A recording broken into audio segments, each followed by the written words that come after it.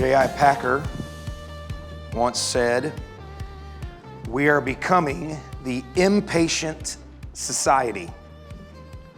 People with quick opinions and thin souls." We live in a world that is allergic to waiting. Everything around you is designed to be fast and faster all the time. We call it fast food, instant streaming, one-day shipping, same-day delivery, microwaves, high-speed data, skip intro buttons, buy now buttons. Instant results are promised. And because the world keeps getting faster and faster, we start expecting the soul to get faster and faster. We start expecting people around us to get faster. We expect God to get faster. But the soul does not run on 5G. People don't grow at the speed of Amazon Prime. And God refuses to rush His work just because our culture does. That is why Paul calls these virtues the fruit of the Spirit. Fruit doesn't grow instantly. It doesn't download. It doesn't microwave itself into maturity. It grows slowly, quietly, steadily, by the supernatural work of God. And this morning we come to what might be, for many of you, the fruit you dislike the most in your flesh: patience. The New Testament uses two different words for patience. A patience that endures circumstances. It's the kind of patience that waits for God. When life slows down or falls apart, you wait for God. The second kind of patience is the patience that endures with people. It bears with people. The kind that absorbs weaknesses, sins, and frustrations with a long fuse and a soft heart. Before we can be patient with people, we must learn how to be patient with God. Before we can extend grace outwardly to others, we must learn to wait in faith upward. And that's where we're going to talk about today. We're going to talk about how we got to get that patience that waits for God. We got to have that kind of faith instilled in us before we'll ever be patient with anybody else. But I want to start with humility. Because if patience grows slowly, and it does, then the very first thing the Spirit is going to cultivate in you to allow you to become patient is humility. Because nothing kills patience faster than a proud heart. You will never be patient if you're not humble.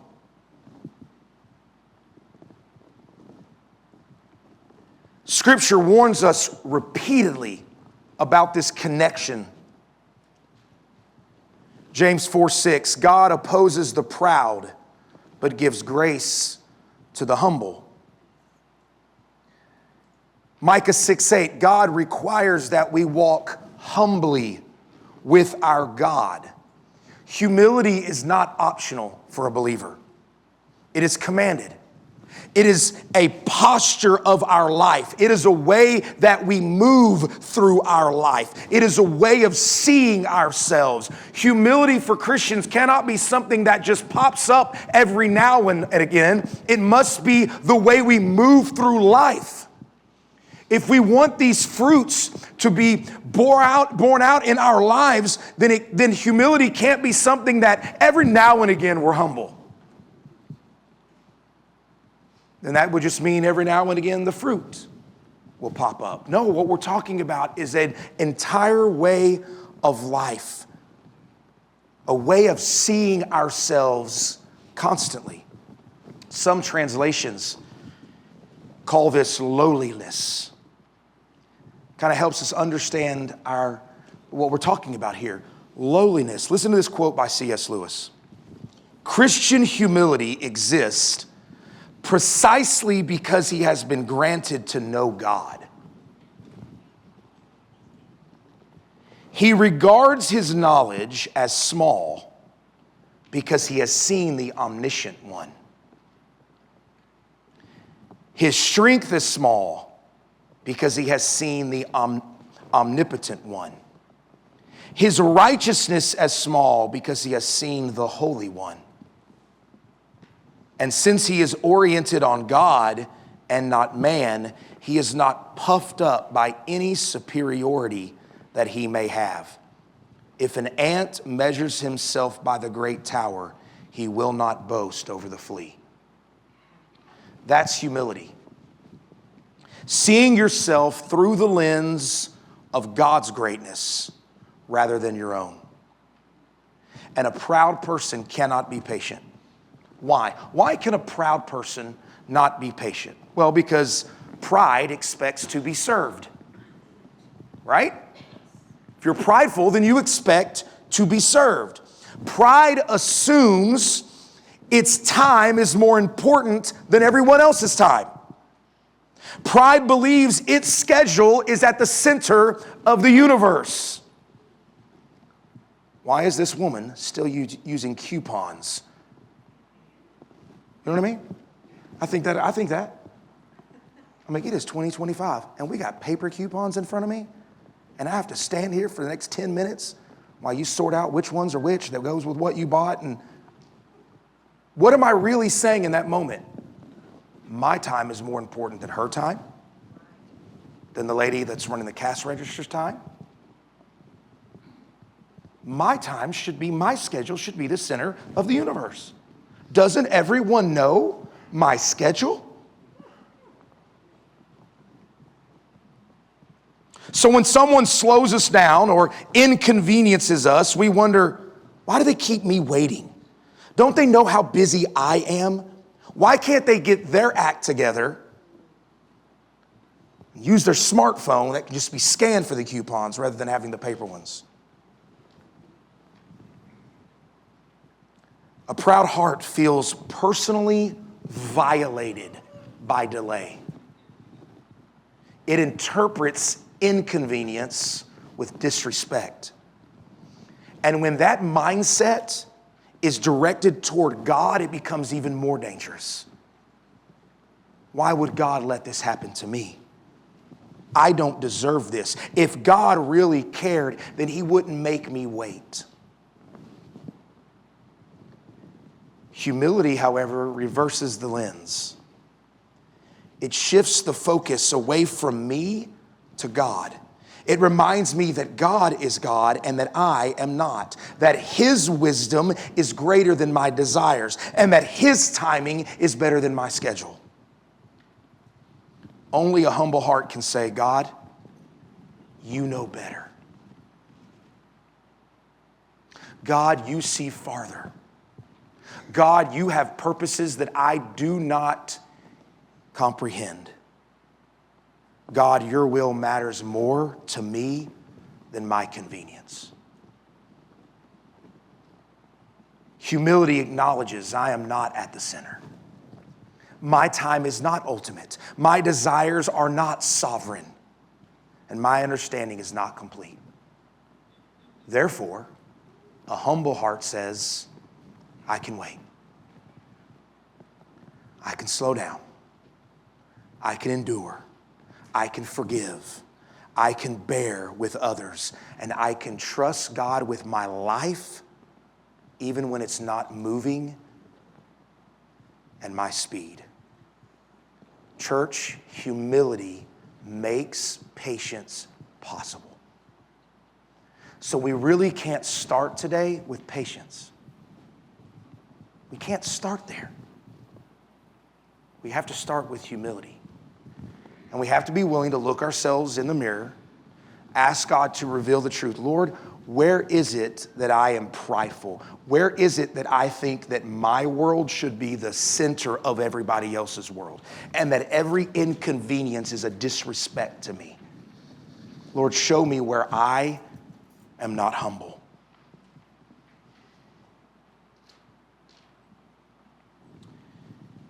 Then, once we lay that groundwork of humility, once we understand that truth, then we can move to what patience really is. And I want to start with humility taking root and the Spirit teaching us that really the first expression of patience is us waiting on God. It's us waiting on the Lord when life doesn't move the way we want it to. If humility is the soil where patience grows, then the first fruit of patience is not going to be patience for people. It's going to be patience with God. This word, this Greek word, is hypomone. It is the patience that endures circumstances. This New Testament word literally means to remain under, to stay instead of escape, to endure without quitting, or to hold fast when life is heavy. This is not patience with people. That can't come first. We've got to first learn how to be patient in circumstances. This is patience with God's timing. This is patience in trusting God, His wisdom, His path, His pace. Howard Thurman was a Christian theologian.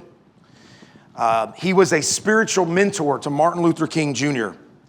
He is one of the clearest voices in the last 100 years of what it means to endure with God in suffering. And he wrote this: "Do not shrink from the burdens of your life, for in the very place where you stand, pressed, weary, uncertain, God is shaping your spirit for His purposes." Scripture tells us that we desperately need this kind of patience. James 5:10-11. As an example of suffering and patience, brothers, take the prophets who spoke in the name of the Lord. Behold, we consider those blessed who remain steadfast. You have heard of the steadfastness, hypomone, of Job, and you have seen the purpose of the Lord, how the Lord is compassionate and merciful. Job is not an example of a calm personality, right? It's not like we read the story and go, well, the reason why Job was able to endure was because he just had a calm personality. He is an example of a man who refused to let go of God, even when life fell apart around him. He refused to let go of God. He stayed under the weight. He didn't understand it. He didn't like it. He wished it was different. He wrestled. He questioned. He wept, but he stayed. That is hypomone. That is patience. I started thinking about what is the opposite of this impatience. Like if this is patience, waiting on the Lord, staying with the Lord when we're under the weight and when things aren't going the way we want them to go, what would be the opposite of this patience?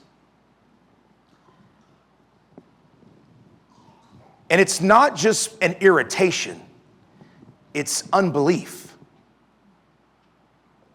It's really unbelief.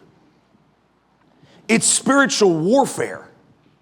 Because the opposite of waiting on the Lord begins to say, well, then God is late. God is overlooking me. God doesn't see my situation. God doesn't care. God doesn't love me. God's plan is not good. The opposite of this hypomone patience is an unbelief that God's really there for you. That God's doing something that you can't see. and that God still loves you. Impatience, this kind of unbelief and impatience shows up when the road gets muddy, the path gets blocked, the dream collapses, or the day doesn't go the way you scripted it. And when the plan dies, you start to doubt God. That's the opposite of patience. And when this hits, when the road gets muddy, the road gets blocked, when that all hits, you're going to be tempted to go in one of two directions. The first is to quit. That's the first way. It's to quit. It's to give up. It's to say, if this is how it's going to be, then I'm done. If this is the way that this is going to roll out for me the rest of the way, then I'm done. And so we quit. I'm quitting this ministry, this job, this marriage, the obedience, the hope. This is the temptation to abandon the race. Man, this road is just too muddy, too difficult, too hard.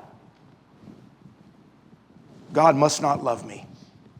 And church, I want you to listen to me. Before you sit there and think, that will never be me. There are people that used to sit in these very chairs that have abandoned the faith. Why? Because they weren't humble enough to be patient. That led to unbelief. And that unbelief caused them to walk away from God and say, God must not love me. God must not care. If God was good, then he would have made this easier for me.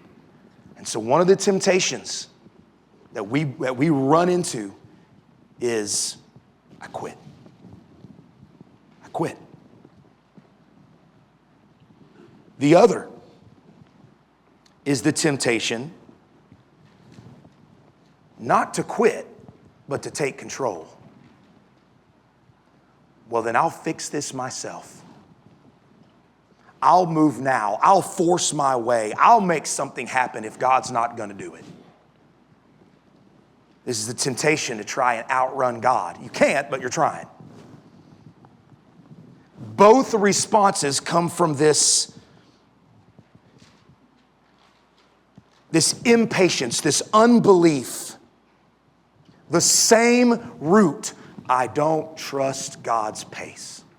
I don't trust God's timing.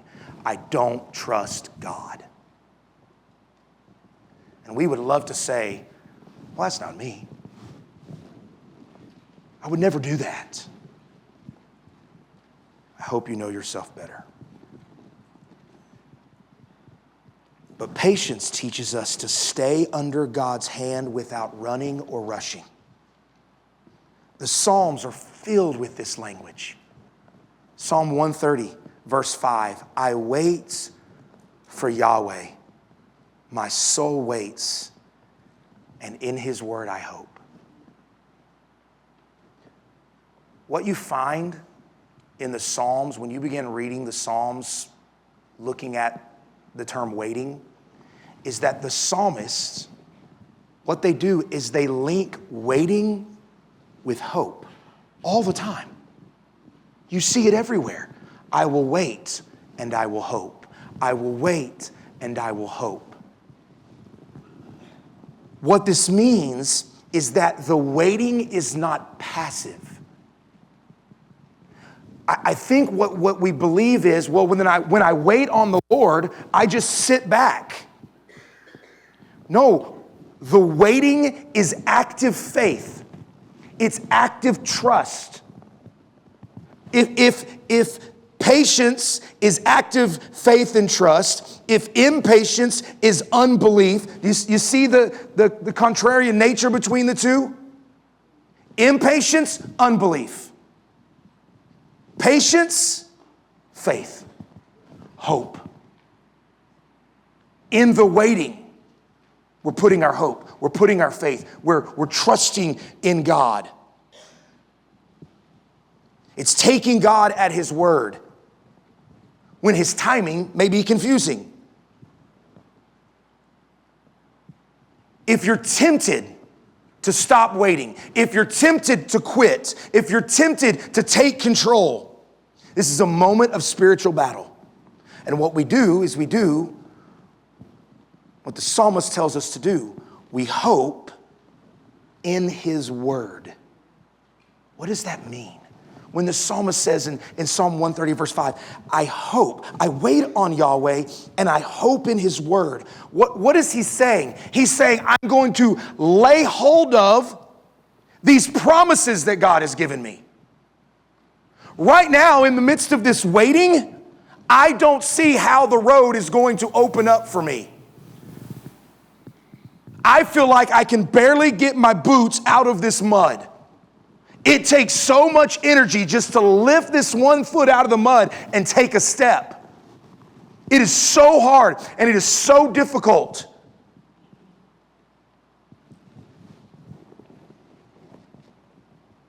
In those moments, what we do is we lay hold of the promises that he is going to get us through it. At some point, the road is going to open up. At some point, it's going to get paved. He's going to deliver us. He's going to be with us. Those are the promises that strengthen the weary hands and the weary legs that have just been barely moving. Isaiah 49:23, those who wait for the Lord shall not be put to shame. While you're waiting under that circumstance, God has promised you this is going to turn out for your good. This is not going to shame you. Isaiah 64:4, God works for those who wait for him. He's working in front of you. You're barely getting your foot out of the mud, and you don't see that in front of you is God, making sure the mud's not too deep for the next step. That next step will never be too deep. That mud will never be too thick. You'll be able to take the next one. Why? Because God's working in front of you. He's working in front of you. And here's what's crazy about God. Since he's not bound by time, he's not just working on the next step. He's working on every step along the way until he comes back.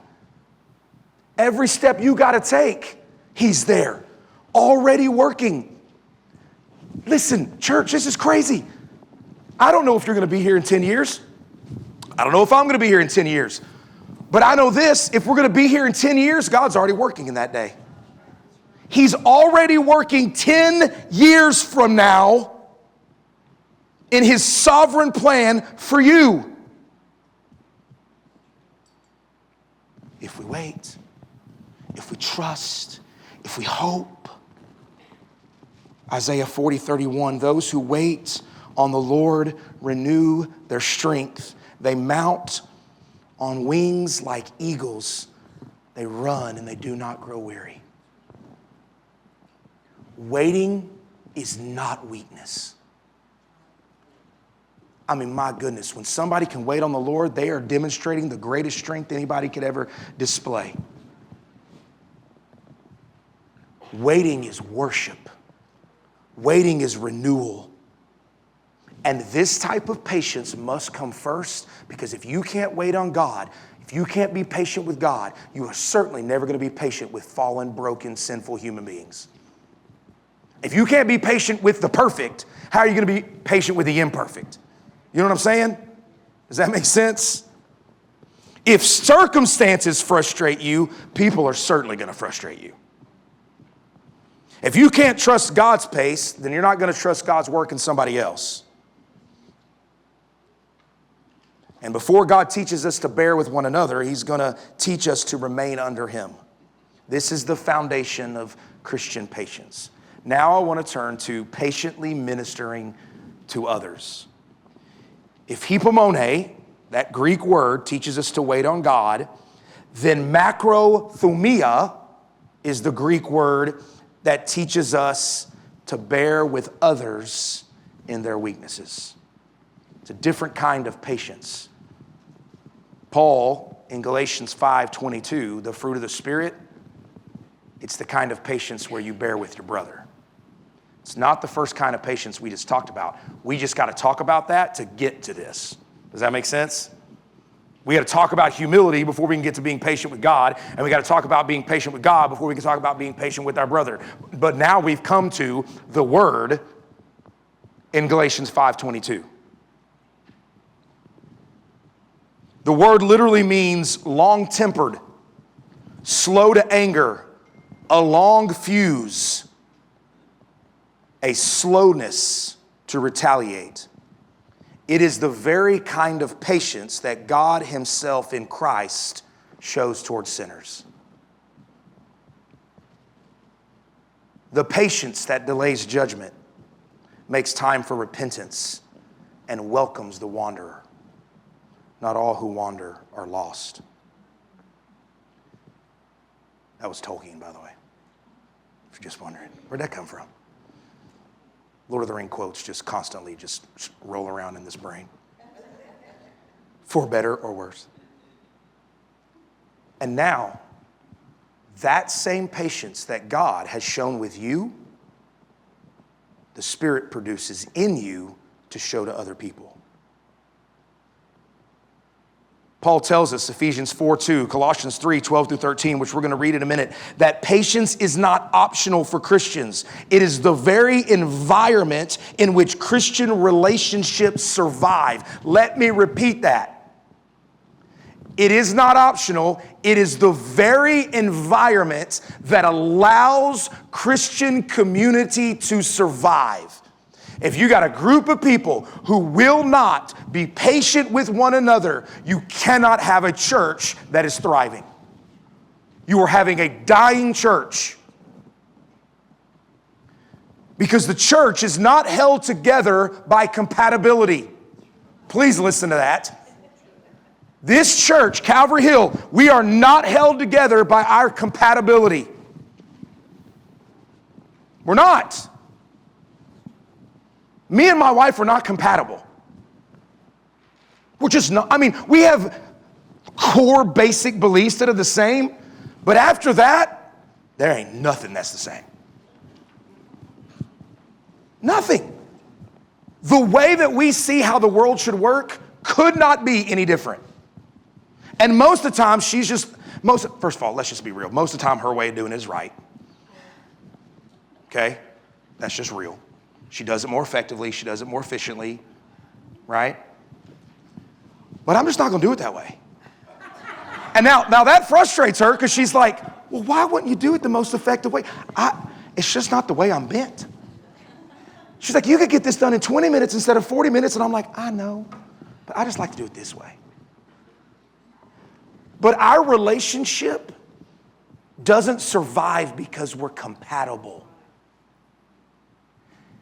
It will survive because we're patient with one another. We bear with one another. We have long fuses with one another.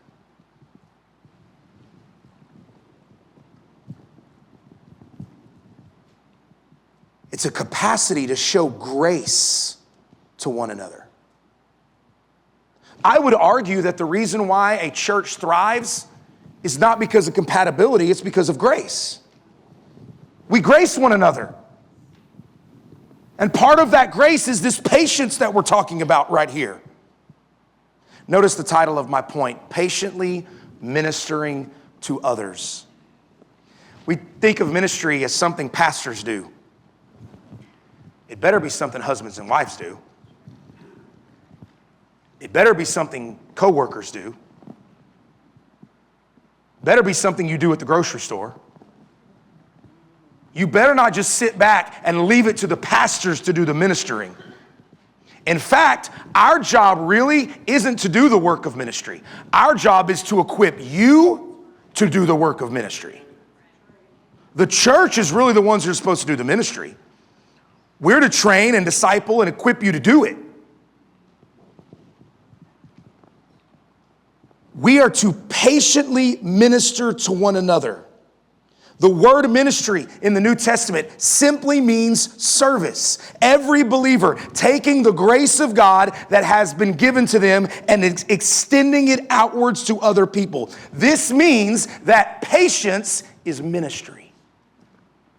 Patience is service. Every act of patience is a small sermon of the gospel. Why? Because you're demonstrating to other people what God demonstrated to you.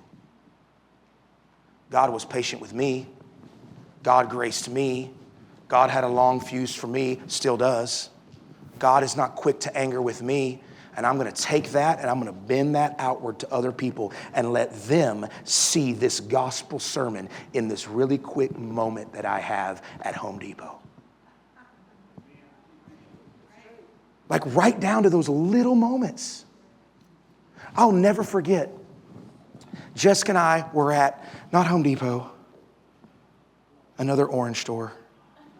Or Hobby Lobby, thank you. Brother James, you've been around, we've been around a place too long when church members start reading your mind. You know what I mean? You're like, you know that thing at that place? And the people like you do with my dad. We had to run into Home Depot for something. We had to run into Hobby Lobby for something. And it was just Jess and I.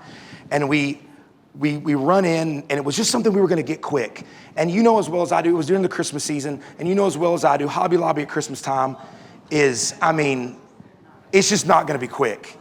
So the thought of, hey, let's run in here real quick, we should have just stopped and been like, let's just say, one-day delivery from Amazon. But we ran in. We get all this stuff and we get in line and we're waiting, and there's a mother in front of us and she's got 3 kids and a basket full of stuff, and it's just straight chaos in front of us. And we're sitting there and we're watching it, and it's just a disaster. And Jessica and I are sitting there and we're watching this whole thing, and now she's trying to pay and one kid's trying to run and she's grabbing one kid while she's paying. And so Jessica and I just stepped in and we were like, can we help you? And she was like, will you please? Jessica grabs the littlest one, puts her, I grab the middle kid. She's got the other one, and she's got a handful of stuff. I'm pushing the basket.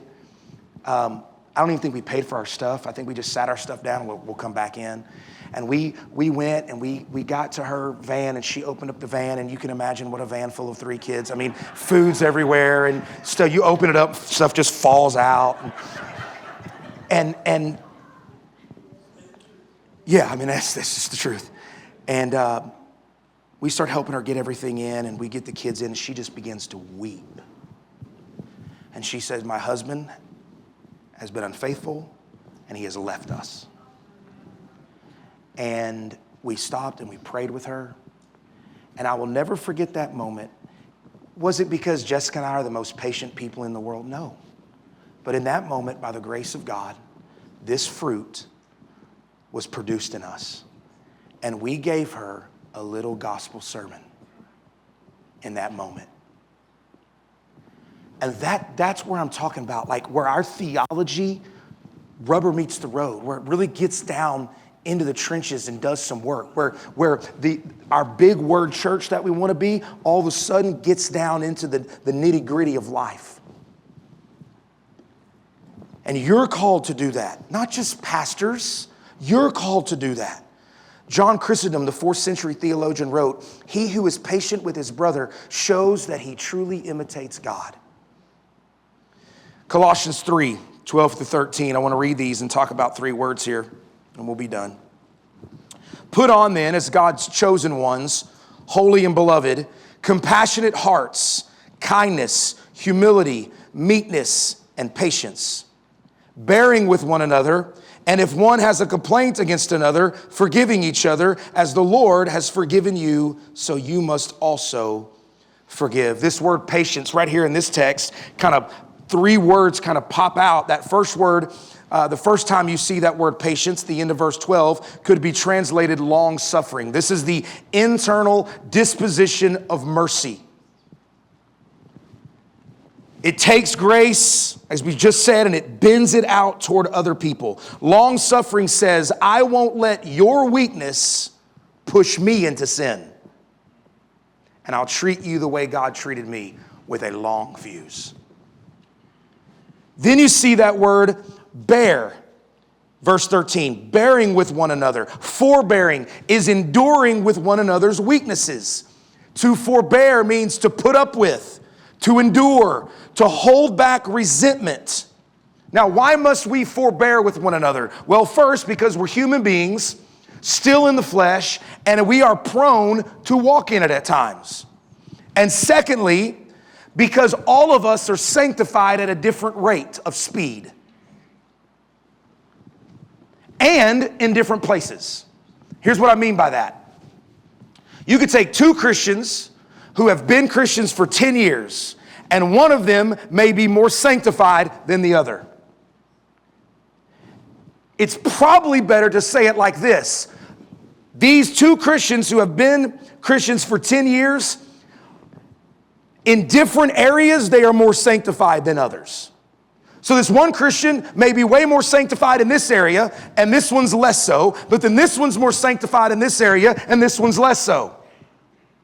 And because that is the case, we have to bear with each other's weaknesses.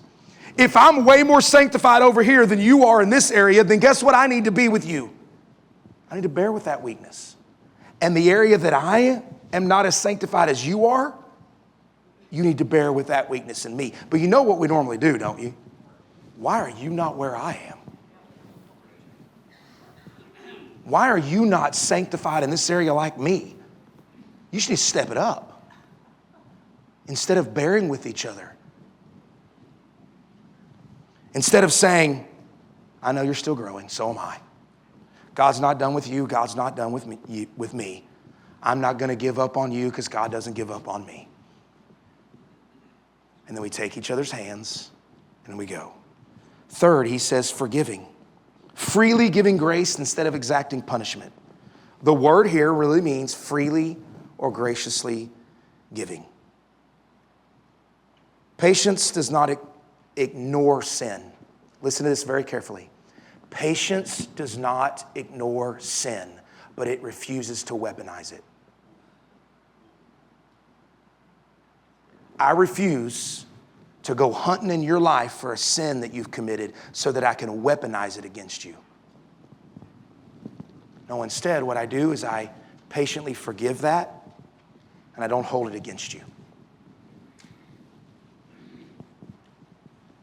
And then I've got number 4 here, and it's not in the text, but I think it's really important. It's listening. James 1:19, know this, my beloved brothers, let every person be quick to hear, slow to speak, and slow to anger. Dietrich Bonhoeffer calls listening the first service we owe to others in our fellowship. Yet listening is very hard for many of us. And I think it's because we're impatient. When others come to us with a problem, we really don't listen. We're just thinking about what we're going to say next to either fix the problem or it's an inconvenience that they're coming to us with it and we just want to get rid of it. And many times people just need someone to listen. To be there so they could pour out their heart to you. Pour out their heart to someone that loves them and knows that they are a safe place. Even if they really don't need help.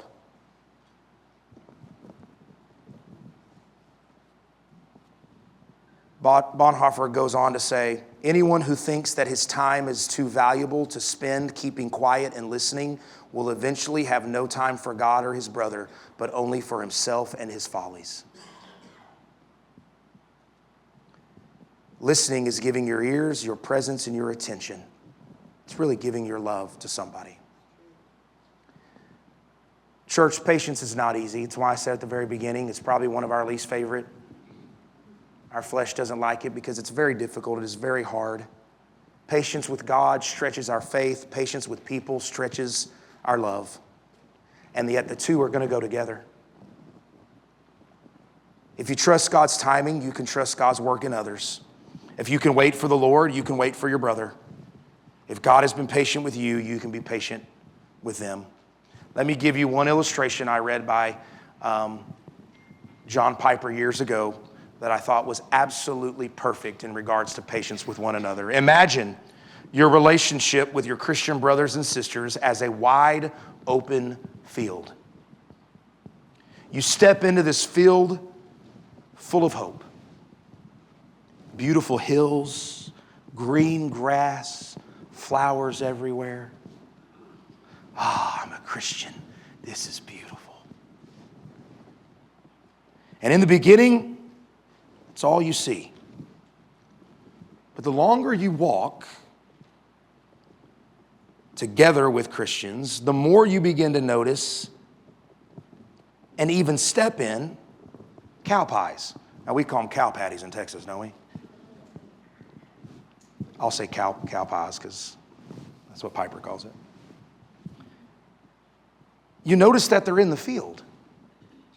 And at first you didn't notice them because you just step out and you're like, look at this beautiful field with flowers and grass and waterfalls and hills. This is glorious. And then you step in a cow patty and you're like, oh my gosh, what is this? I didn't think this was part of it. Annoyances, weaknesses, immaturity, misunderstandings, sins, habitual flaws, late night irritations, disappointments. And in fact, some seasons of a relationship, it feels like the field is just full of them. Like everywhere I turn, I'm stepping in another one. What a mess this is. And it can begin to feel like that's all there is. And you're tempted to despair, tempted to withdraw, tempted to say, God, why is this so hard? Why can't they grow faster? Why can't I grow faster? This is where the fruit of patience is most needed. Because patience with God and patience with others go together right here. Christian patience doesn't deny the cow pies. It doesn't pretend that the field is clean. It doesn't ignore the pain or excuse the pain. Instead, patience says, let's gather these things up. Let's acknowledge them honestly. Let's call them what they are, and then let's get our shovels and let's go to work and let's scoop them up and let's create a compost pile. So together you shovel the mess into one place, not to ignore it, but to keep it from dominating the field. You deal with the compost pile when you must, but you refuse to set up your tent there. You refuse to set up your home next to the compost pile. You refuse to stand around it rehearsing how bad it smells. You refuse to let it define your relationship. Then by God's grace, you turn your back to the compost pile and you turn your eyes back to the field. And you choose to live in the beauty rather than choosing to live by the compost pile where it stinks. You turn to the places where God has shown his grace, the places where God is at work, the hills where you can walk together with joy. Your hands may be dirty, your backs may ache from all the shoveling, but one thing we know, we will not place our tent and our home there. We'll only go there when we must. And I'm convinced that many Christians love to live by the compost pile so they can just keep pointing out, oh, look how dirty you are here. Look how dirty you are in this place. Look how messed up you are here. Look how and what we should be doing is we'll deal with this when we need to deal with it, when it's sin. But we're going to go walk in this field of beauty together. We're going to go walk in this field of grace together. We're not going to build our tent right there. This is the gift of grace that we've got to give each other over and over and over and over and over again. And you know what happens as time goes by? Something incredible. Compost grows things. God redeems the very areas that once were obstacles. He turns them into strengths. You ever met somebody when they first became a Christian, this was the biggest obstacle in their life, and after God has sanctified them and graced them and grown them, now they are the biggest testimony on how to overcome something like that? And you're like, my goodness, they're the people we need to listen to when it comes to this area, because God does that amazing work. He uses them to then deepen and enrich the relationship. So patience is the gospel lived out in slow motion. Let us walk in the Spirit. Patience with God in all circumstances. Patience with one another in our relationships. Confident in God who began a good work in you will be faithful to complete it.